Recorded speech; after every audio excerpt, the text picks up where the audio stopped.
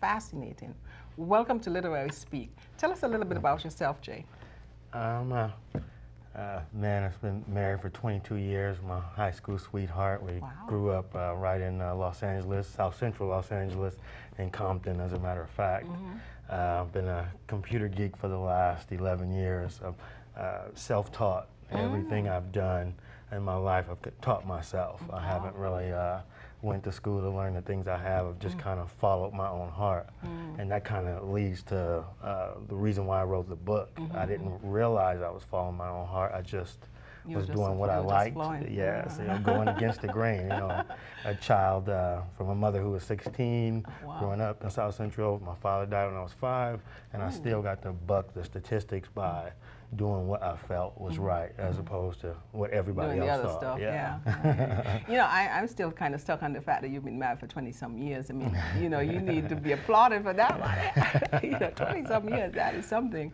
And really, the book kind of comes out of that because you talk a little bit about some of the struggles that you encountered first, and it wasn't all peaches and cream. You know, there were some learning curves and whatnot. Yes. So we're going to talk a little bit about that. But first, tell us, what are the key principles that drive this book, Sea of Circles? The key principle is, like I say, it's how to take responsibility for your own happiness. You're the center of your own circle, and your circle basically just represents your life. Everything that you basically believe and know, that's your circle. How far out it is, you can understand something. I just use a circle as a metaphor to just kind of show people what their limits are. You know, I talk about things of beliefs and absolutes, and the absolutes become the way we believe life is fixed, and that basically makes that circumference of your circle, is that's your limit. That's as far as you can go, because that's where you believe the road ends. Right? Life is only this way. This is my absolute, and that becomes your limit. And the more we can recognize these limits, these absolutes, the more we can now begin to recognize who people actually are as they come in contact with us. If we see ourselves as circles, and you see someone else that comes to meet you, then you intersect circles. And that intersection is what I call shared space. Like us sitting here having this conversation, this is our shared space, talking about the ability to read, writing books, my own book. These different beliefs and absolutes give us our ability to sit here and communicate.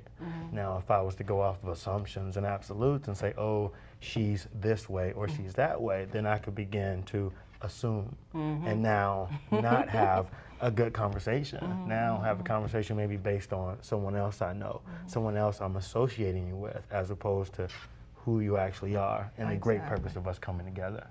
And that's key. You know, I tell people all the time, I do not like to assume. You remember how the spelling of assume, you know, those first letters? I mean, you know, I don't want to go there at all. So I never assume anything. I always ask. And a lot of people are uncomfortable with that, because when you ask them, they think you're challenging their control or something. I'm just trying to get my path straight. I'm not, you know, I'm not, you know, it's not about that at all. I'm just trying to make sure that I have it straight so that my outcome is good. And I think that's what you're talking about, the circles.